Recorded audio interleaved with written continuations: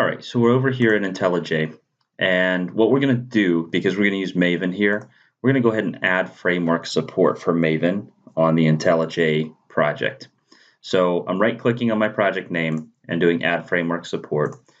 If you had created this as a Maven project to begin with, you could skip this step, but we're going to do Maven. All right, so that's good. Now we've got a pom.xml. So now we can go ahead and just set up all the things that we need to set up. And I actually already have the pom XML right here, making a couple of changes because I used this with a different project earlier. So I've got all this stuff, and really you just want to have your Maven POM set up correctly. And that's about all I need to do there. And then the next thing we'll do is we will go ahead and get our Maven clean task set up. So if we go back and look at the SonarCloud instructions, we're going to run a task that looks like this, and we're going to drop this in for our organization key and for our authentication token.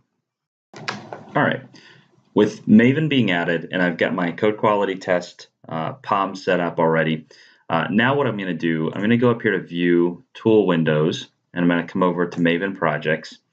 And if this is not expanded, you might see it like this. Go ahead and expand, and here's your life cycle.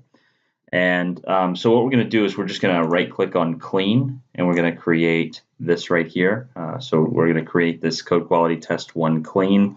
We'll just use the defaults there and don't necessarily have to change anything. And let's go take a look at what it's telling us to do over here. So it's telling us to run this command. So these are the pieces that we need that are going to have the parameters to pass over to it. And I've already kind of copied and pasted these, including the security token and my organization ID. So I'm just going to put those in. And here you can see, we've got the security token, we've got the organization ID, it's got the SonarCloud IO host in there. So we've got all that there. We're all good. We're going to hit apply and OK. And now we have a run configuration. We're just going to right click and hit run. And this is going to take just a second. The first time around, it may take a little bit to execute the analysis.